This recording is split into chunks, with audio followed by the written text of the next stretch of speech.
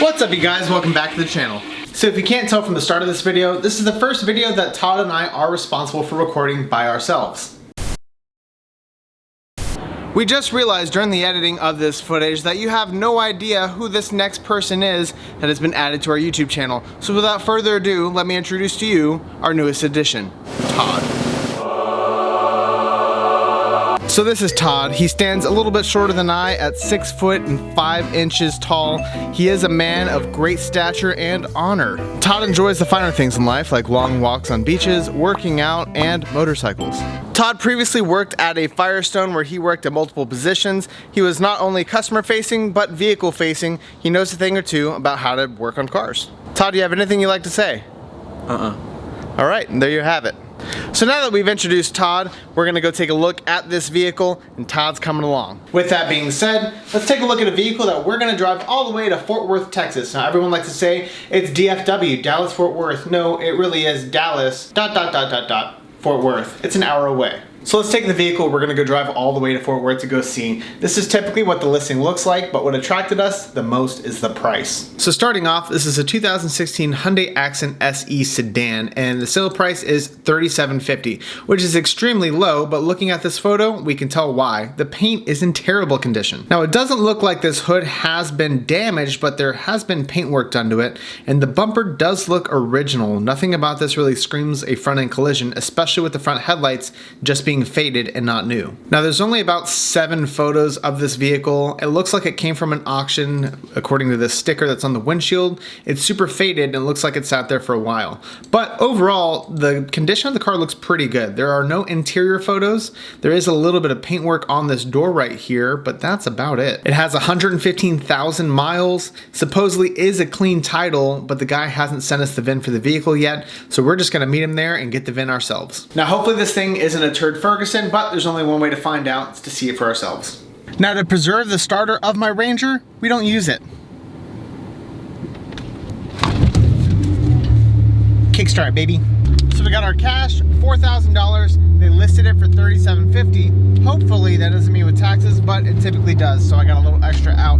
We're 56 minutes away, let's get going. Like it, like it, like it, girl, I like it, like it, girl, I like it, like it, like it, girl, I like it, keep, girl.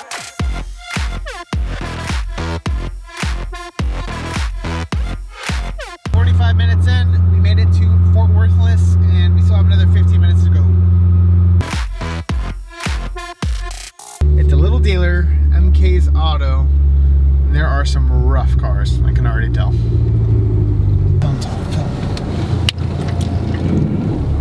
And there she is, bad paint and all.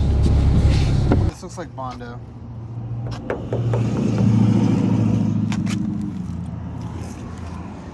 Alright, so we have the VIN, or this is the VIN of something. Let's go check and make sure that matches.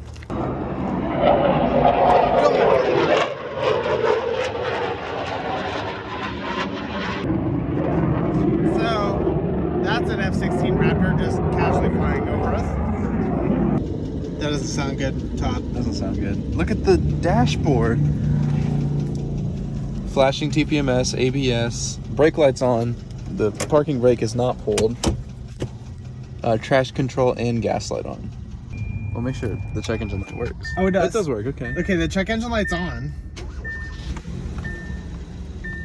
It has a rod knock. There's a little spider, bro.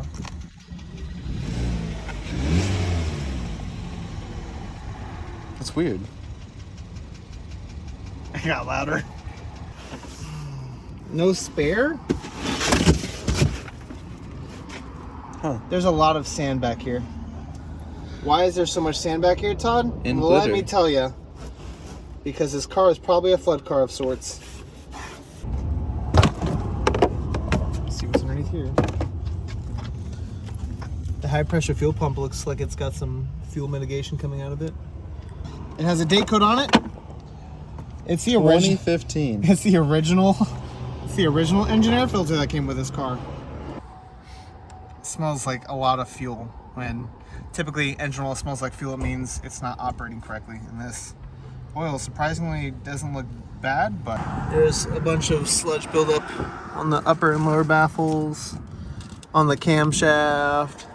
camshaft position sensor, timing over advanced, vehicle speed sensor, which is probably why we have a check engine or the traction control light, timing over advanced, cam position B.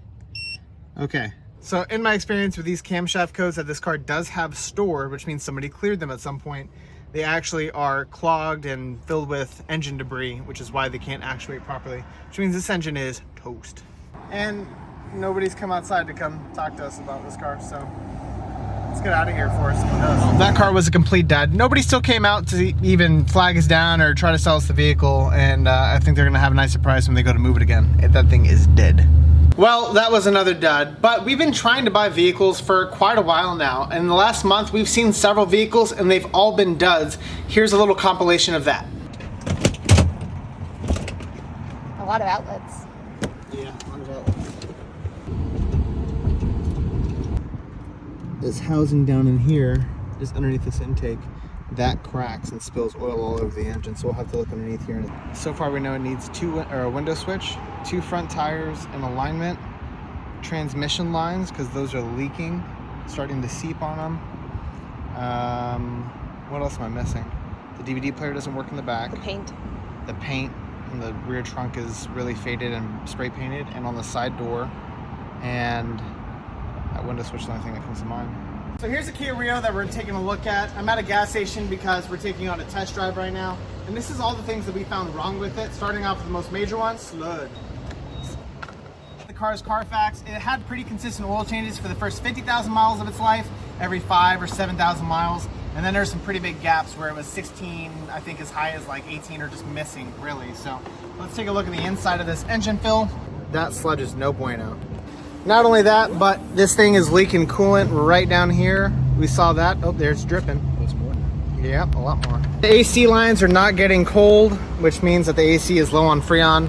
We've got miscellaneous air boxes just hanging and zip tied on the bottom. That's just what we saw underneath the hood. Let's take a look at the outside. We've got dry rotted old tires from 2022. A lot of miscellaneous stains or glue.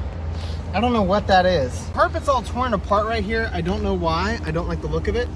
Not only that, but look at that. There's all mold and water that's been sitting in there. I don't know why this OBD2 port is just dangling here. Maybe they just need it for quicker access. It's been a while since we've added a car to our fleet, and it's not for a lack of trying. We just keep finding these vehicles that look good on paper, or these Facebook Marketplace listings really make the cars seem like they are good finds and good prices. Then we show up and they're just really bad, either maintenance-wise or physically. They just have a lot of things wrong with them. We've tried to open up to Hyundai Accents, even going so far as to try looking for a Dodge Caravan or a Chrysler Pacifica, which are minivans, but again, all of them are just duds. They are really gross on the inside, they're really abused, none of them are taken care of.